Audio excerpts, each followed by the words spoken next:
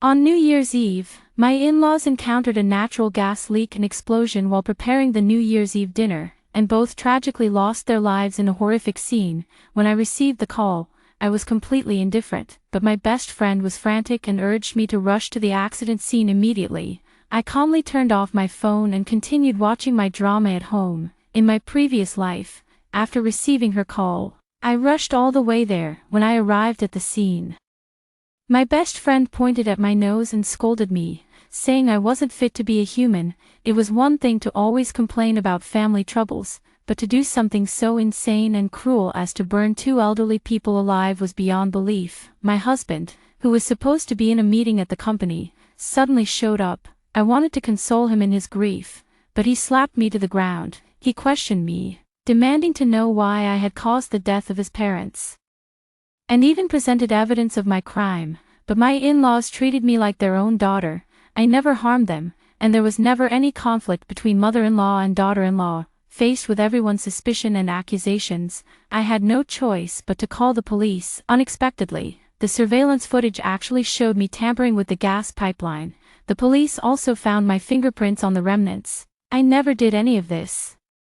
Yet all the evidence points to me as the one who intentionally caused the deaths of my in-laws. In an instant, I became the vicious, heartless woman on everyone's lips. My heartbroken husband personally sent me to prison, causing me to lose everything. Finally, on the way to prison, she was run over and killed by an angry mob. When I opened my eyes again, I had returned to the day before the natural gas leak explosion. 1. Yuan, I just bought a lot of your favorite dishes. Remember to come over tomorrow night. Looking at the text message from my mother-in-law, my eyes involent welled up with tears. Just then, my husband's phone came home from work with his briefcase. As soon as he entered, he took out an exquisite gift box and placed it in front of me. He ruffled my hair and said with an adoring expression, "Did you get Mom's text? She specifically told me to leave work early and bring you home for dinner." His tone was gentle and soft, but it sent a chilling shiver down my spine. I am an orphan and have never experienced the warmth of family affection since I was young, but after 4 years of marriage, my in-laws are reasonable and treat me like their own daughter. My husband is handsome, wealthy, and considerate, and he takes care of me meticulously. If it weren't for the fact that in my previous life, he publicly presented evidence that I had caused the death of my in-laws and accused me of being a venomous woman with a ferocious expression, I would never have imagined that the person I live with day and night could have such a hidden side. In my previous life, I received a phone call and rushed to my in-laws' house, only to be accused of murder. My close friend Zhang Xan, who had always been on good terms with me, sharply accused me. "Chen Yuan, if you hadn't tampered with the gas pipes in secret, how could Uncle and Aunt have died? How dare you show your face here? Uncle and Aunt have already agreed to give you all their property. Why would you resort to such vicious methods? Are you even human?" She spoke with such genuine emotion, as if I were some heinous, wicked woman. Our argument attracted quite a few onlookers from the street, but I never did any of these things. I desperately tried to explain why my husband, who was supposed to be at a company meeting, suddenly showed up at the scene. I thought he was there to help me. After all, he had always seen how well I treated his parents, but to my surprise, my husband, who had always been so doting on me, slapped me to the ground and started yelling at me. "Chen Yuan, I never thought you could be so cruel. Haven't Mom and Dad been good enough to you? The will has already been drafted according to your demands, and the money and house will be transferred to your name. Are you really in such a hurry to harm them, even if you mistreated them while they were alive? Now that they're gone, do you still have to keep up this act here?" His eyes were wide with rage, and his hands trembled uncontrollably. My explanation was drowned out by the curses of passers-by like a fluttering leaf. To prove my innocence, I had no choice but to call the police. But unexpectedly, the police investigation revealed that the gas pipeline had been tampered with, leading to the leak and explosion, and on the pipeline, only my fingerprints were found. For a moment, everyone turned against me with harsh words and physical blows. After all the kindness the old couple showed her, she turned out to be an ungrateful wretch. To seize the family property, she even harmed her own in-laws. No wonder her parents abandoned her at birth. If her biological parents were still around, they'd probably be killed by her too. All the evidence pointed directly at me. A passerby casually picked up a stone from the ground and threw it at me. Eggs and foul-smelling liquid dripped down my face. Muddy water mixed with egg yolk stained my clothes, leaving me in a wretched state. My best friend used the live broadcast of this condemnation to gain millions of followers, and in an instant, I became the target of public humiliation and abuse across society. They said the most vicious and cruel words in the world to me, until I was put into the police car by my husband himself. On the way to prison, I was hit and killed by an angry mob driving a car. Until the moment I took my last breath, I couldn't figure it out. Why did all the evidence point to me for something I clearly didn't do? Since heaven has given me a second chance, this time, I must uncover the truth, too. He gently placed the necklace around my neck and crouched down to look at me. What's wrong? Don't you like it? I quickly snapped back to reality, composed myself, and smiled at him. No, I just think it's too expensive. Seeing He-Fong approach, I couldn't help but feel nauseous and subtly moved away from him. I left something at a friend's place. If you have work to do, go ahead, don't worry about me. He-Fong was quite pleased with my gentle and considerate demeanor. He nodded and prepared to leave. If he really did harm my in-laws, he will definitely take some action tonight. So after he went out, I quickly went downstairs and hailed a taxi, asking the driver to follow him closely. On the way, I called my in-laws. Mom, Dad, do you remember where we put the family photo from our wedding day? Why are you suddenly asking this? My phone wallpaper is exactly that. Wait for me to send it to you. My mother-in-law's warm voice came through the receiver. Hearing her voice again, I was so moved that tears nearly fell from my eyes. Before I could respond, my mother-in-law's voice came again. Is work not going well lately? Mom is secretly transferring you some money, but you mustn't tell He-Fong, or he'll keep saying we favor our daughter-in-law more. Hearing this, my heart ached again. To reassure my mother-in-law, I accepted the transfer and replied with a cheerful emoji, reminding them to be extra careful with the gas when cooking recently. My mother-in-law brushed it off. I know you're the most filial. Remember to come back early tomorrow for New Year's Eve.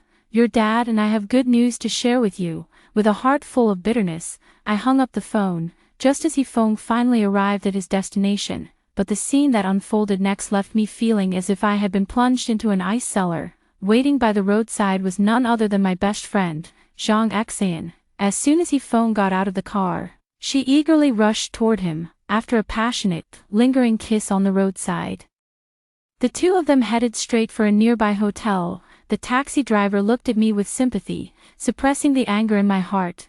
I took out my phone and recorded the two of them. I didn't let the driver leave until they had entered the hotel. When I saw the group photo my in-laws sent me, I finally couldn't hold back my tears. At the same time, a bold conjecture is taking shape in my mind. 3. In his previous life, He-Fong, in order to be with Zhang Xian, went so far as to kill his own parents and frame me for it, but I understand that this evidence is far from enough. This video only proves that He-Fong cheated on me with my best friend, but it is not enough to prove my innocence. I hired the best lawyer in the city and entrusted him to handle a matter for me. Besides that, I also have to prevent the gas pipeline explosion. Why did you come over so suddenly in the middle of the night? Looking at my mother-in-law who opened the door, I didn't dare to delay for a moment. After greeting her, I went straight to the kitchen, thinking about what was about to happen. My hands couldn't stop trembling. Just as I expected, I took a deep breath and thought it over carefully. Mom, Dad, I need your help with something. After hearing what I said, although my in-laws looked puzzled, they agreed without hesitation. After preparing everything and repeatedly reminding my in-laws, I finally felt at ease and left, taking a taxi home. Once home, I washed away the fatigue of the day, turned on the latest hit drama, and prepared to watch it to calm my nerves. But just as I was halfway through, my best friend Zhang Xian called. Yuan, there's been a natural gas explosion at your in-laws' house. Come quickly. She spoke rapidly and hung up immediately before I could react. I tossed my phone aside and continued watching my show on the sofa, but my phone kept buzzing incessantly nearby. I stopped paying attention and set my phone to silent mode, for, by the time I finished watching the most exciting part of the show, the news about my in-laws' gas pipeline being sabotaged, leading to a massive explosion, had already become a trending topic. Medical staff were carrying out intense rescue operations. Reporters and influencers crowded the scene, scrambling to broadcast the latest updates live. My best friend Zhang Xian stood in front of the camera, crying uncontrollably. Uncle he and Aunt he were such wonderful people, and the gas pipeline had just been inspected yesterday. They never offended anyone. Who could be so cruel as to harm them like this? However, right after the incident, I immediately contacted their daughter-in-law Chen Yuan, but she hung up on me and still hasn't shown up. Such a major incident happened at her in-laws' house, yet she turned a blind eye. Could it be that? She took a deep breath and suddenly exclaimed. Chen Yuan is cunning and selfish by nature. As her close friend, I often heard her complain that Uncle he had money but never helped her out. But Uncle he had just made a will, leaving all his property to her. Could it be that she orchestrated this whole thing, just waiting for the elderly couple to finalize their will before silencing them for good? How can she spend the money she snatched like this with a clear conscience? After saying this, she burst into tears in front of the camera, weeping uncontrollably and gasping for breath. At that moment, her husband He Feng also stumbled into the accident scene. He knelt on the ground, looking at the still-burning explosion site, and wailed in agony, "Dad, Mom, I'm sorry I'm late." He then rushed in front of the camera and angrily shouted, "Zhang Xian is right. Ever since we got married, my wife has been pressuring me to get all of my father's property. But that's their lifelong savings. They're counting on that money for their retirement. How could I do such a thing?" Later, I found out that my wife had taken out online loans and was spending recklessly, living a lavish lifestyle. When she couldn't repay the loans, she forced me to pay up. I've already given her all of my savings, but it's still not enough. Now she's escalating her demands, insisting that my parents hand over all their assets to pay off her debts. She promised me that once the online loan was paid off, she would cut ties with those friends, but who would have thought that a dog can't stop eating filth? She ended up mixing with those people again before long. Fearing that the will might be altered, she actually went so far as to harm my parents. He Feng spoke with a face full of resentment. Zhang Xian supported him while wiping away her tears. The two of them, one singing and the other echoing, made everyone present feel deeply sorrowful. The police investigation results are not yet out, and such vicious personal attacks have already been launched against me so quickly. After so many years of marriage, even a dog would have been tamed by now. To kill your own in-laws for money and still dream of inheriting the estate, how can there be such a shameless person? Damn it, why wasn't she the one who got blown up? Does anyone know where she lives? No particular reason. Just want to see if the 3 million insurance payout for the car is real. Soon, all my personal information was doxed. Zhang Xian also gained millions of followers for exposing her best friend's malicious behavior and maintaining an upright image, even receiving huge gifts from many people. Countless harassing phone calls and abusive text messages came pouring in, watching the familiar scenes from my past life play out one after another. I did nothing but quietly observe these clowns jumping around. Go ahead and curse. The more they curse now, the more it will hurt when they get slapped in the face later. 5. I turned off the TV and sent a text message to my lawyer friend. By the time I arrived near my in-laws' residential area, it had already been cordoned off by the police. As soon as I got out of the car, an egg came flying straight at my face. "It's this bitch. How dare you show your face in public? Aren't you afraid everyone's spit will drown you? Did you come to see if everyone is dead so you can finish them off? Stealing others' money to live it up. You're worse than an animal. Someone as vicious as you. Even being near you feels like a curse. Your in-laws treated you so well. Aren't you afraid of karma catching up to you?" All along the way, the people around me were filled with rage, hurling insults at me one after another. I wiped the grime off my face and headed straight to the scene. The live stream was still ongoing, and the fire had already been extinguished. Zhang Xian and He Feng were wailing and pleading for the police to uphold justice for them. I looked at them and couldn't help but let out a cold laugh. No wonder for 4 years of marriage, these two adulterers have been able to manipulate me so easily, with acting skills this superb. It's a shame they didn't become actors. Soon, He Feng noticed me. He rushed over in a few steps, raised his hand, and slapped me hard across the face. I can no longer see the tenderness you once showed me. This slap caught me completely off guard, leaving me stunned in place, and my anger grew even stronger. You despicable woman, my parents treated you so well, yet all you care about is their property. If I don't personally send you to prison today, I don't deserve to be their son. Zhang Exane chimed in as well, her face filled with anger and disappointment. Chen Yuan, how could you be so heartless and cruel to this extent? You were abandoned by your parents at birth, and it was only out of pity that your uncle and aunt took such good care of you. Their will clearly states that all the property is left to you, so why are you so impatient for them to die? 6. She cried with tears streaming down her face like pear blossoms in the rain, every word filled with indignation on behalf of her parents-in-law. He Feng trembled with rage, shouting for the police to quickly take me away and sentence me. But I didn't miss the fleeting hint of triumph in his eyes. I thought about how I had worked tirelessly for 4 years of marriage, only to be betrayed by both my husband and my best friend.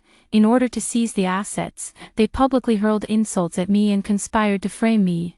I laughed at myself mockingly, but unexpectedly, He Feng seized on this reaction to make a big deal out of it. He snatched the media's camera, shoved it right in my face, and roared, "You shameless woman!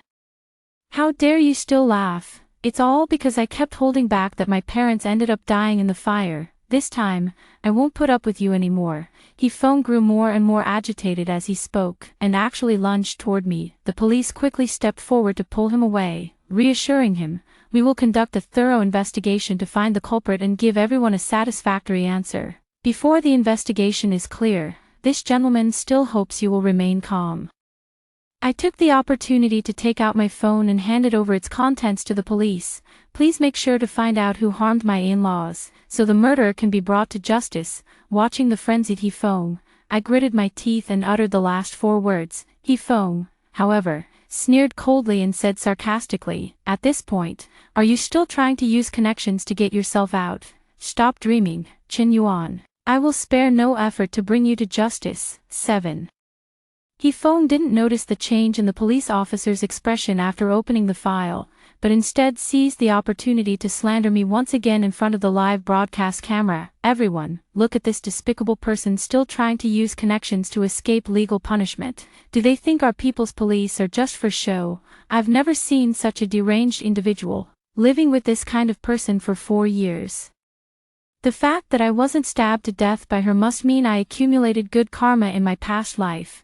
As if afraid the surrounding pedestrians wouldn't hear, her best friend immediately raised her voice and shouted, "You knew Aunt he was going to host you today, so you deliberately tampered with the gas pipeline, didn't you? The police are here, and they will bring you to justice, no matter what kind of fabricated evidence you present. It can't cover up the fact that you're a murderer." The crowd instantly erupted in fury, wishing they could tear me to pieces on the spot. They picked up whatever was at their feet and hurled it at me. The police officer shielding me was immediately struck and bloodied, forcing him to pull me into a secluded area. He Feng, heartbroken and anguished, said he needed to first arrange his parents' funeral to lay them to rest peacefully, and only then would he send me to prison. His filial piety moved everyone present. This son is truly filial. What a pity that he encountered such a heartless woman. The police took me to the station for questioning to assist in the investigation. He Feng, on the other hand, was busy making arrangements for his parents' funeral, and several times collapsed from exhaustion in public view. When the funeral preparations were almost complete, they proactively contacted the police to temporarily release me. They claimed it was because his parents had loved me dearly and didn't want them to leave with regrets. When the He family's relatives saw me at the funeral, they were so furious they could grind their teeth to dust. What a pity for the elderly couple. They had just retired and were about to enjoy their golden years when this beast killed them. Look at her eyes. Not even a single tear. She came out of the police station still acting as if nothing happened. Does she think she can escape the punishment of the law? My best friend was greeting the arriving guests at the door, while He Feng was crying uncontrollably in front of the morning hall. The portrait photos of my parents-in-law instantly pierced my heart. The moment He Feng turned around and saw me, he shouted sharply in front of everyone, "How dare you still show your face?" 8. I let out a scornful laugh. Wasn't he the one who had the police bring me here? that expression instantly provoked displeasure from everyone present. He-Fong watched the scene unfold before him, a flicker of smugness crossing his face. I remained silent the entire time, quietly watching him perform just as he did in my previous life.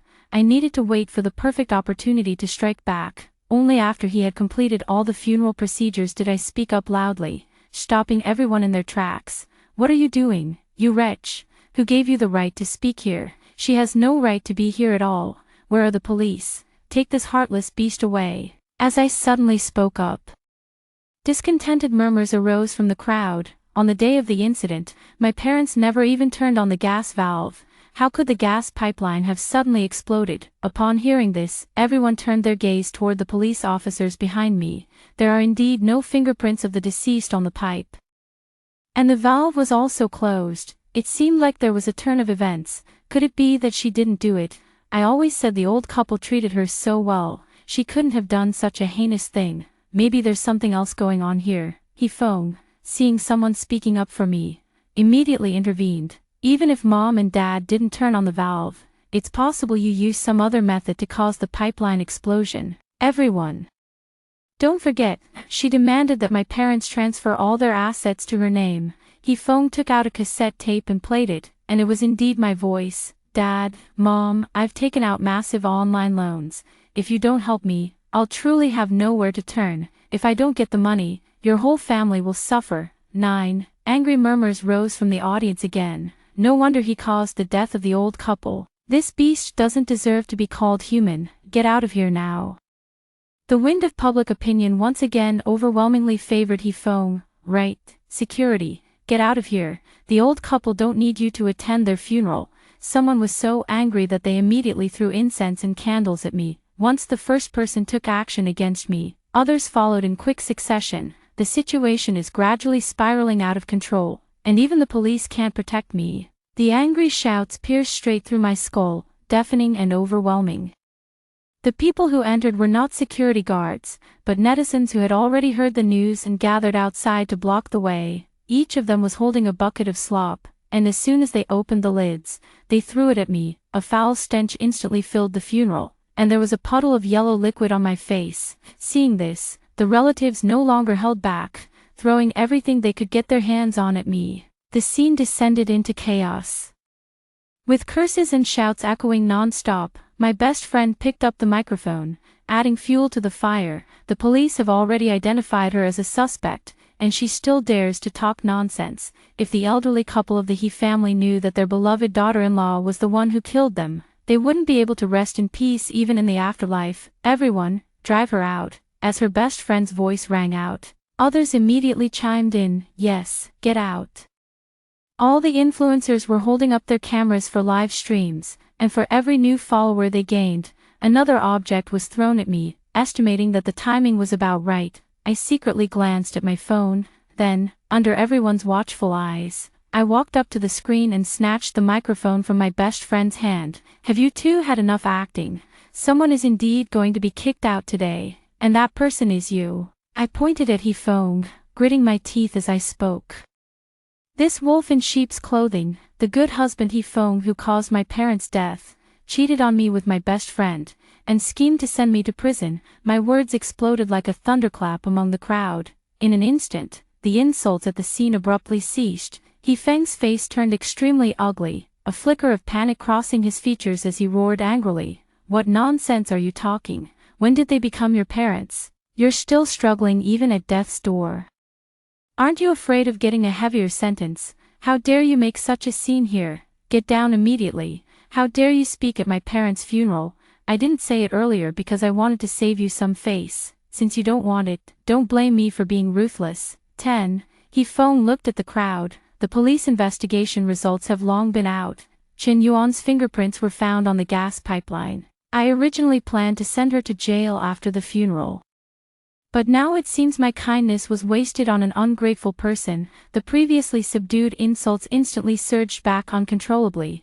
I quickly operated on my phone and displayed a picture on the screen. "How dare you show this photo? You really have no shame and are invincible in your shamelessness. If I were you, I'd just bang my head against the wall and die right here.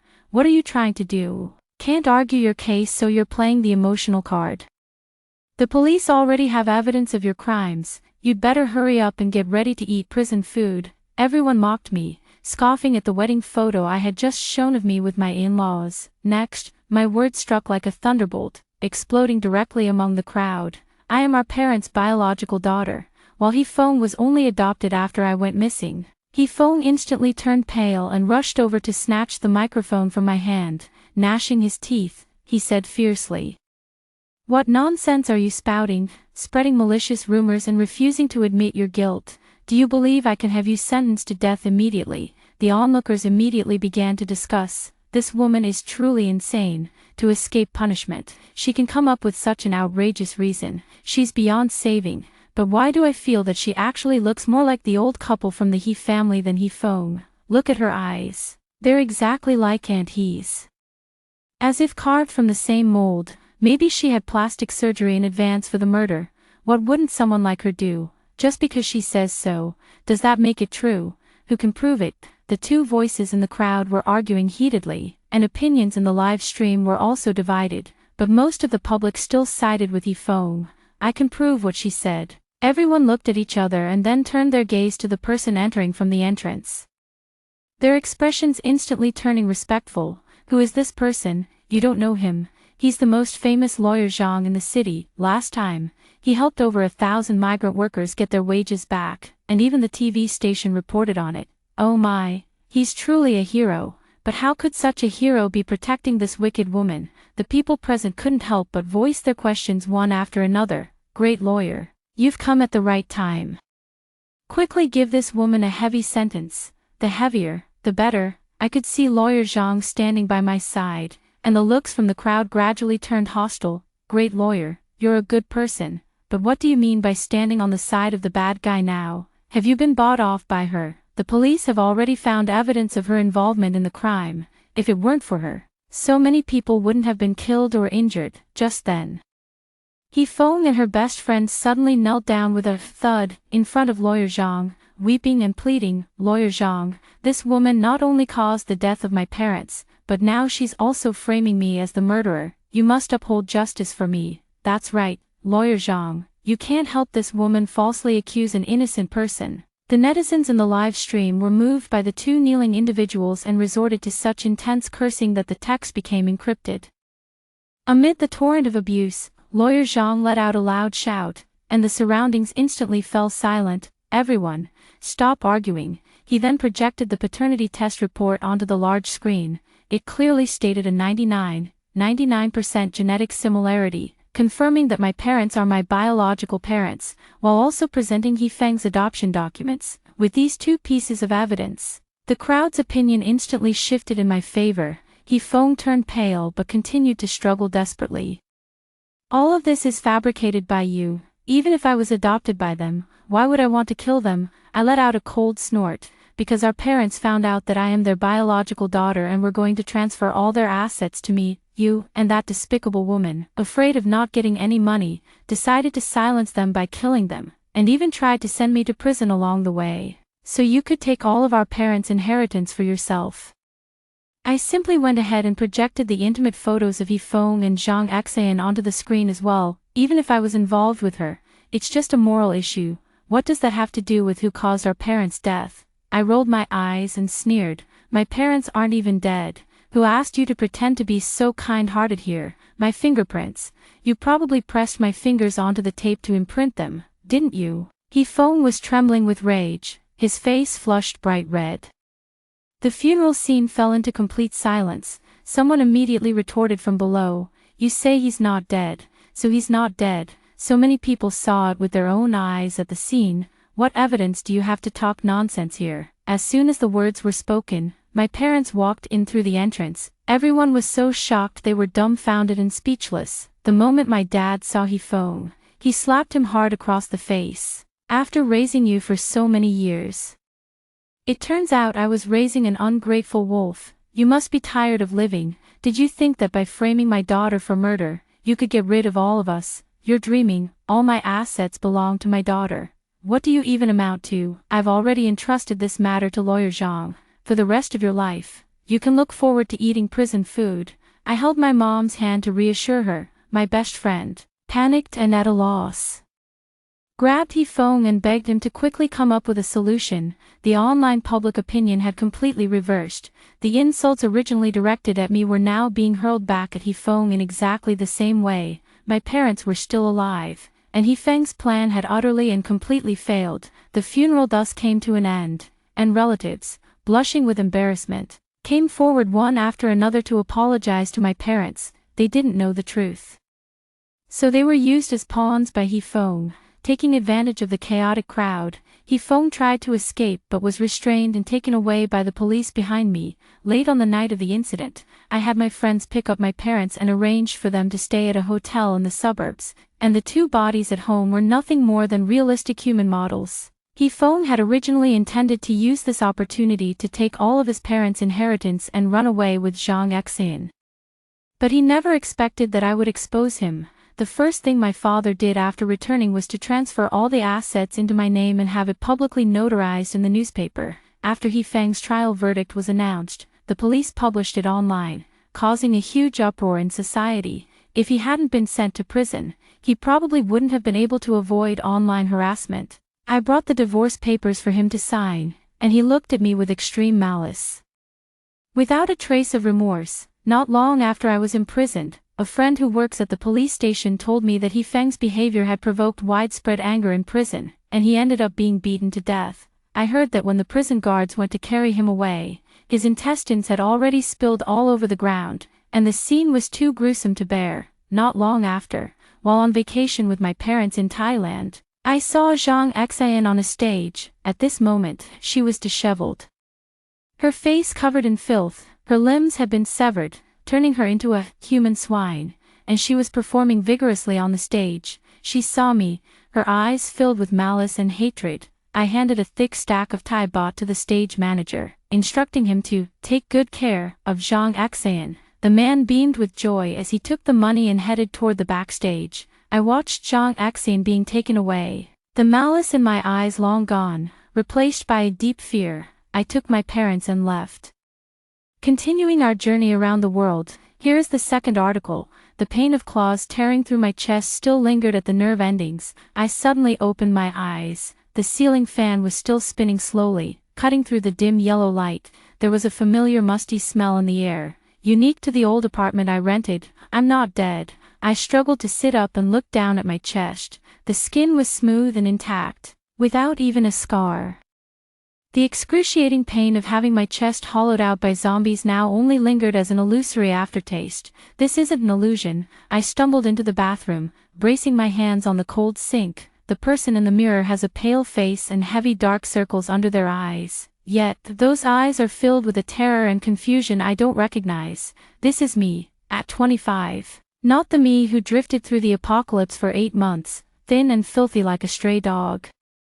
The electronic calendar hanging on the wall, its bright red numbers burning into my retina like a branding iron. July 12th, 3 days until the global gray fog descends. I'm back. I actually really have been reborn. Memories from my previous life come flooding back like a tide. Hunger, cold, betrayal, and that can of beef stew that my companion Li Wei handed me just before she pushed me into the horde of zombies. She said with a smile, "Xiao Wei, eat up, you'll need the strength to run." I believed him. Then she pushed me into the feast of the monsters. Hatred grows wildly like weeds from the bottom of my heart, almost overwhelming my reason, but I bit my lip hard, tasting the metallic tang of blood. Do not let hatred cloud your judgment. It is now 3 days before the apocalypse, the golden time. This is my only chance. I turned and rushed back into the room, almost throwing myself in front of the 5-year-old laptop. My fingers trembled on the keyboard.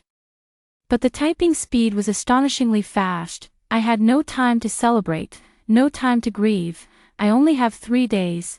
I opened the browser and without hesitation typed the first line into the search bar.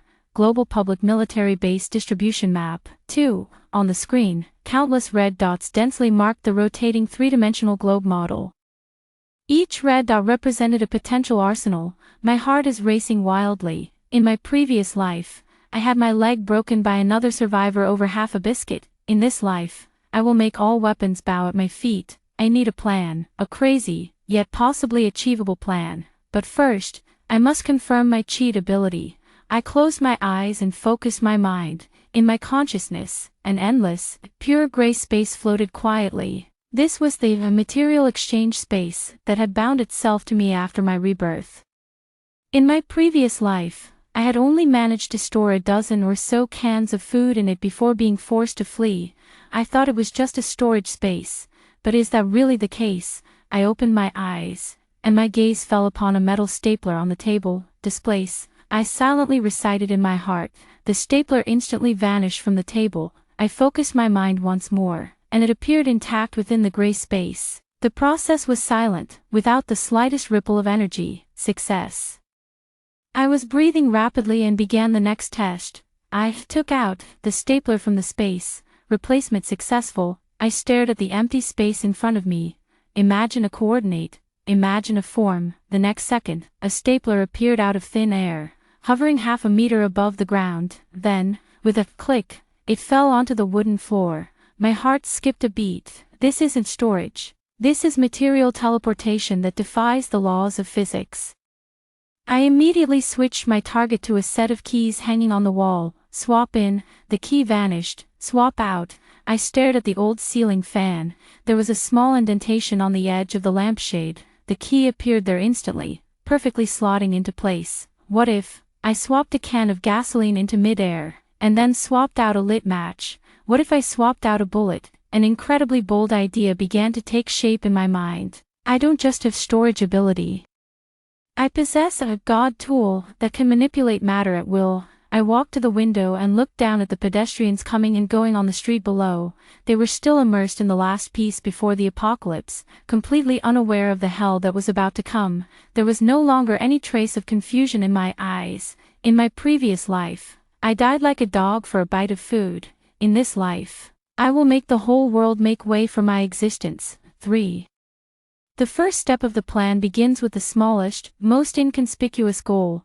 Within 3 kilometers of my home, there are 2 police stations. Without the slightest hesitation, I put on my hat and mask and walked straight out of the apartment. The evening streets were still bustling, with neon lights flickering and tired smiles on people's faces. I blended into the crowd, just like any ordinary office worker on their way home. First target, the West City Police Station. I didn't go inside. Instead, I sat down on a park bench across the street, pretending to play with my phone, but my gaze pierced through the seemingly sturdy glass doors of the police station, locking onto the evidence room and the armory inside. My mental energy extended like invisible tentacles, reaching inside. Substitution. I closed my eyes and began constructing in my mind. First, the confiscated controlled weapons in the evidence room. Daggers, machetes, switchblades, driven by my will. They disappeared one by one.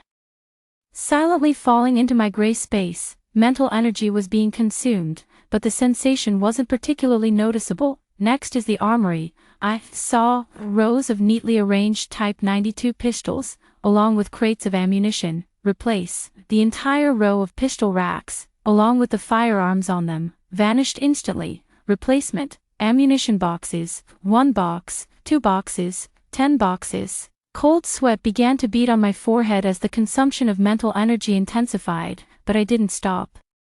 Bulletproof vests, riot helmets, police pepper spray, everything I could see was swept clean by me. The entire process took no more than 5 minutes. The people in the police station remained unaware, still busily handling trivial matters. I stood up, my legs feeling a bit weak, but my heart was filled with an unprecedented sense of satisfaction. I returned to the apartment and closed the door. Everything, swap it out, I commanded. Instantly, the room was filled with weapons, cold handguns, heavy ammunition boxes, and bulletproof vests emitting the smell of rubber. I picked up a Type 92 pistol. The cold metallic touch came from my fingertips, so real, so reliable. I skillfully released the safety, ejected the magazine, checked the bullets, and then pushed the magazine back in with a click. In my previous life, I had never even touched a real gun. In this life, they will become a part of me. Don't talk to me about rules, my rules are my bullets. 4.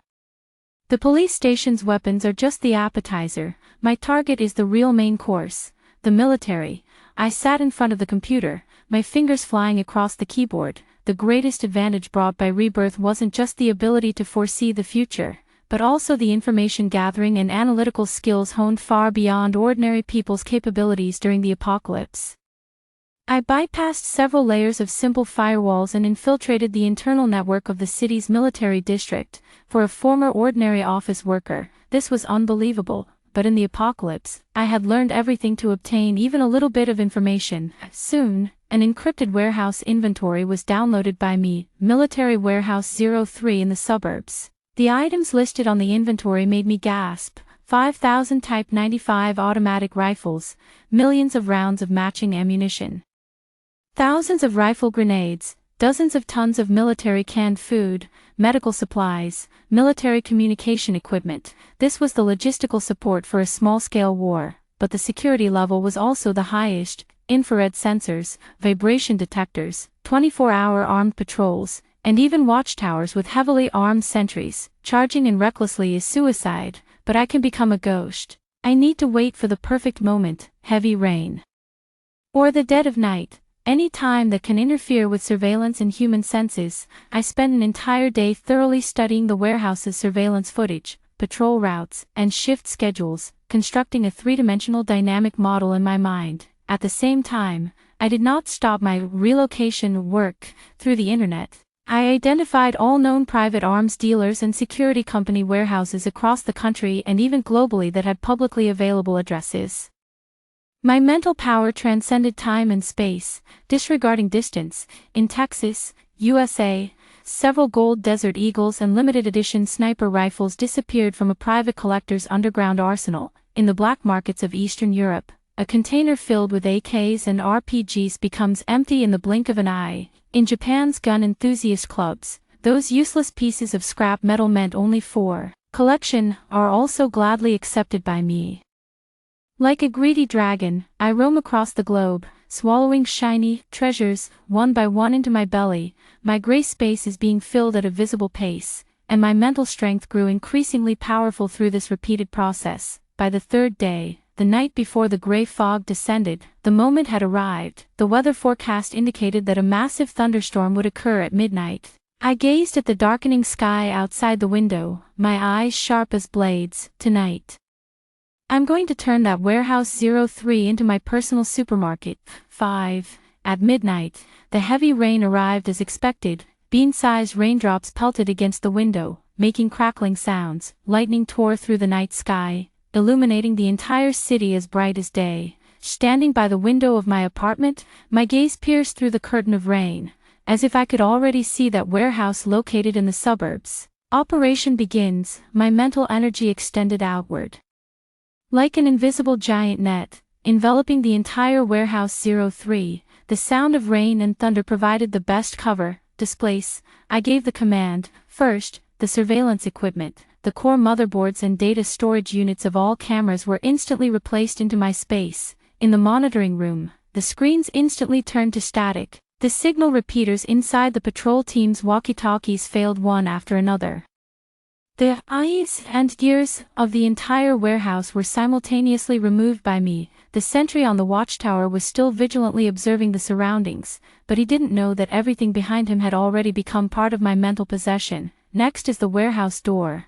I did not choose to open it. I chose to ignore it directly. My mental power penetrated the heavy iron door and locked onto the supplies inside. Displace. Crates of Type 95 assault rifles, crates of bullets, crates of grenades, tons of military compressed biscuits and canned beef. They transformed into data packets in my mind, being copied in bulk into the gray space. It was an eerie sight to the extreme. Outside the warehouse, rain poured down heavily, and thunder rumbled. Inside the warehouse, firearms, ammunition, and military supplies were vanishing into thin air in a way that defied the laws of physics. Cold sweat dripped from my forehead. The consumption of mental energy is immense, as if a giant pump is draining my soul, but I grit my teeth tightly, my eyes wild with madness. Not enough. These things are still not enough in the face of a true apocalypse. Everything in the warehouse was rapidly disappearing, and the shelves were becoming empty. Just as I was about to swap out the last batch of medical supplies, an unexpected incident occurred. As my mental energy swept over the isolation storage cabinets at the deepest part of the warehouse, I detected some unusual energy fluctuations. Those were not ordinary weapons. My curiosity was piqued, and I cautiously extended my mental energy to investigate. Inside, there were several silver-white metal blocks, engraved with intricate patterns resembling circuit diagrams. Beside them was a document labeled as Top Secret, Project Codename, Prometheus, Unstable Energy Source. What is this? I hesitated for a moment, but in the end, I couldn't resist the temptation: displacement. Together with those pieces of metal and the documents, I stored them all in my space. The moment the metal blocks entered the space, my gray space suddenly fluctuated violently, as if a huge stone had been thrown into a calm lake. Immediately afterward, an indescribable, icy will, as if from the depths of the cosmos, probed back along my mental energy. 6. That will's probing lasted only an instant, yet it felt like a red-hot steel needle, viciously piercing my brain. I grunted, my body went limp, and I collapsed to my knees. Excruciating pain exploded from my temples, and my vision swam with stars. Warm liquid trickled from my nose. I wiped with my hand, and it was covered in blood. What is that thing? It's not human, not any creature I recognize. It was a pure, a cold, and lofty gaze, like an ant that accidentally looks up and sees the eyes of a giant observing it. I broke out in a cold sweat. Those few silver-white metal blocks lay quietly in my space, emitting a dangerous and deadly aura. I don't dare touch them again for now. This time's gains have already exceeded my expectations. Enduring the headache, I organized the weapons and supplies I had just moved into my space: rifles, pistols, machine guns, sniper rifles, ammunition, grenades, rocket launchers, bulletproof vests, military rations, medicine. This is an arsenal that could arm a small army. I thought I would feel safe, but I didn't. That cold, prying gaze made me realize for the first time that this world might be far more terrifying than the post-apocalyptic one I remember. I shook my head, pushing these thoughts away. Thinking about this now is useless. Survival is what matters most. The rain stopped. Dawn is approaching. Looking at the faint morning light outside the window, I knew I only had a few hours left to prepare. The last thing I need to do is arm myself. I picked out a Type 95 assault rifle for myself, equipped with 10 full magazines, a Type 92 pistol as a secondary weapon. I put on a lightweight bulletproof vest and covered it with a loose hoodie. Finally, I took a sharp military dagger and slipped it into the sheath on my leg. I looked at myself in the mirror, a woman clad in heavy weaponry, her gaze cold and detached, without a trace of the aura belonging to an era of peace. Good. This is what it truly means to survive in the apocalypse. I walked to the window and gazed at the eerie grayish glow on the horizon. I knew it. The gray fog was coming. My plan should now move to the next phase. I need to find a base that is absolutely safe and easy to defend but hard to attack. One location after another flashed through my mind. A supermarket. No, too open. A subway station. The structure is complex, but there are too many exits. Suddenly, an excellent location came to mind: City Library. One of the largest and most robust buildings in the city, constructed with reinforced concrete. It features few and high-set windows, an independent power generation system, and a massive underground book repository. Most importantly, it houses an immense collection of knowledge. In the post-apocalyptic world, knowledge can sometimes be more crucial than bullets. Decision made. It's in the library. I took a deep breath and prepared to go out, but at that moment, my computer screen suddenly lit up on its own. A line of large, blood-red, flickering text appeared on it: Global Highest Alert. Warning: detected unknown high-intensity matter displacement event. Source: unknown. Threat level: extinction level 7. My pupils contracted sharply. Alert. I triggered the alert. How could that be? My displacement process is completely silent and undetectable by any equipment, unless... My gaze fell upon those silver-white metal blocks in the gray space. It's them. I immediately cut off the computer's internet connection, but it was already too late. Outside the window, the piercing sound of alarms shattered the tranquility before dawn. Not one, not 10, but hundreds, thousands, of fire trucks, police cars, and ambulances blared their sirens simultaneously, echoing throughout the entire city. on the streets, people woke up from their sleep in a panic, pushing open their windows, unsure of what had happened. Something is wrong, this is very wrong. In the previous life, the gray fog descended precisely at 3:00 in the afternoon, but now, it's only 6:00 in the morning. Why is it happening early? I rushed to the window and looked up at the sky. On the eastern horizon, the dawn light that should have been golden now appeared in a heart-palpitating, ominous gray-black hue. The gray-black color was spreading at a visible pace, like a massive curtain slowly being drawn, covering the entire sky. The gray fog has arrived early, a full 9 hours early. Is it because of me, or is it because I took those metal blocks? My mind is in complete chaos. My perfect plan was shattered into pieces. My original plan was to drive straight to the library just before the gray fog descended, using the chaotic time difference to calmly set up my defenses. But now, I'm trapped in this apartment building in the city center. Below me are millions of ordinary people about to fall into panic and mutation. My car is still in the underground garage. But driving out now would be no different from suicide. Boom, a loud noise, not thunder. It came from the other side of the city, as if something had exploded. Immediately after, piercing screams came from all directions, rising and falling, merging into a symphony of death. The gray fog had descended. I looked out the window as the gray mist, seemingly alive, seeped in through the door cracks, window gaps, and ventilation openings. I immediately sealed all the cracks with tape. But I knew it was futile. The particles in the fog seeped through every opening. Downstairs, there came the sound of frantic banging on the door and a woman's scream. Then, the scream turned into a roar that sounded nothing like a human voice. It started. It had all begun. I leaned against the wall and slowly slid down to the floor. I possess the world's largest arsenal of weapons, yet I'm trapped in this small apartment. A prisoner sitting on a mountain of gold but unable to move. How ironic. I closed my eyes, feeling the weakness after depleting my mental energy and that chill that went deep into my bones. Xiao Wei, what should you do? 8. Desperate. No, in my previous life, even amidst the hordes of the undead, I never felt despair. Now, even less so. I forced myself to calm down and analyze the current situation. Being trapped in the apartment is a dead end.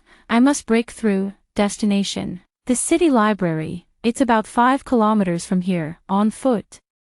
That's an extremely dangerous distance in the apocalypse, but driving is even more dangerous. The streets would be blocked by abandoned vehicles, and the loud noise would attract countless monsters. The only option is to go on foot. I need a route, one that avoids main roads and crowded areas as much as possible. My mind raced, reconstructing the entire city map in my head. Alleyways, rooftops of residential buildings, abandoned construction sites. One route after another was planned out, only to be rejected one by one. In the end, I chose the most dangerous, but also the most direct route, following the city's main thoroughfare, heading east the entire way. I would carve a path through with overwhelming firepower. I opened my supermarket and pulled out more equipment from inside: a tactical backpack, stuffed with ammunition and medical supplies, a military canteen, filled with pure water, and several high-energy compressed biscuits.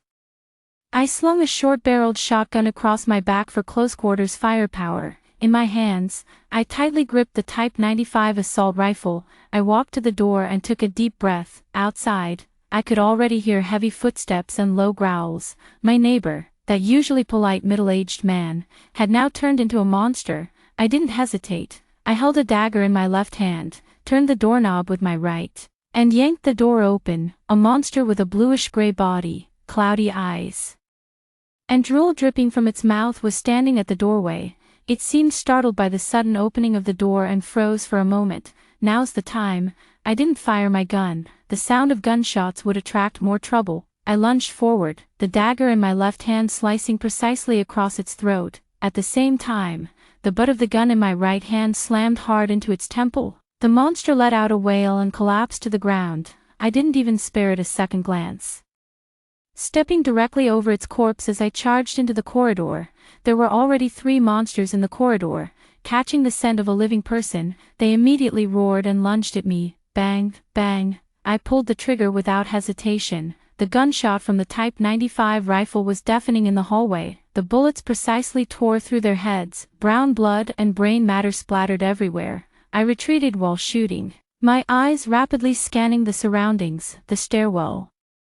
I rushed to the stairwell, which was the only way up and down, and also the most dangerous place. I pushed open the fire door, and inside it was pitch black, with a strong smell of blood hitting me. I turned on my tactical flashlight, and the beam of light pierced through the darkness. At the corner of the stairs, a figure was crouching. It wasn't a monster, she is a little girl. She looks about 7 or 8 years old, holding a worn-out doll, trembling as she huddles in the corner. She looked up and saw me, her eyes filled with fear. "Sister, monster," she whimpered softly. 9. The girl's crying was like a small hammer, striking my already somewhat numb heart. In my previous life, I had seen children like this before, but in the end, they often became snacks for monsters, or were used as bait by their own kind. I had no time for pity. "Don't make a sound," I lowered my voice, my tone stern. The girl trembled at my tone, immediately covered her mouth, and tears fell in large drops. From the growls coming from above and below the stairs, I could tell we were surrounded. "I can't take her with me, she's a burden." The thought only lasted a second before I extinguished it. If I abandon her now, how am I any different from Li Wei, who pushed me into the zombie horde for food in my previous life? I took a deep breath and made a decision. "Listen, if you want to live, stay close to me. Don't cry, don't speak, can you do that?" I looked into her eyes and spoke each word clearly. The girl nodded vigorously, her small face filled with both fear and stubbornness. "All right." I pulled her up and had her follow behind me. I switched to the shotgun. Bang! Downstairs, a monster that had already charged up was blasted half its body away by my shot and tumbled down. "Go!" I grabbed the girl and started rushing upward. My plan had changed. We were heading up, to the rooftop. From the top of the building, there might be a way to reach another building. In the stairwell, the monsters were growing in number. They poured out from the fire doors on every floor, like a tide. My firepower is starting to seem a bit insufficient. Bang, bang, bang. The shotgun's immense power was maximized at close range, each shot clearing out a small area, but reloading takes time. Just as I was reloading, a monster lunged out from the side fire escape, heading straight for the girl behind me. The girl let out a short, sharp scream. My pupils contracted, and before I could raise my gun, my body instinctively moved to shield the girl. Shurip!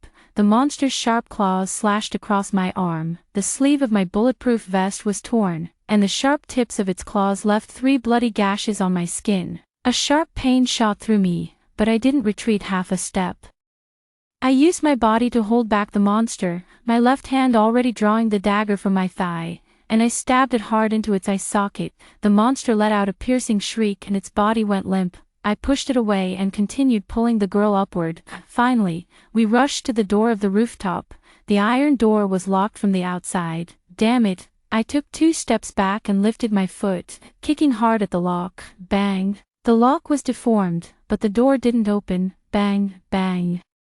I kicked several times in a row, and the iron door was kicked open with a gap. The monster behind had already caught up. "I'm running out of time." I pushed the girl out through the door crack and shouted, "Run, don't look back." The girl looked back at me in panic, her eyes welling up with tears. "Go now," I roared. The girl then turned around in tears and ran toward the edge of the rooftop.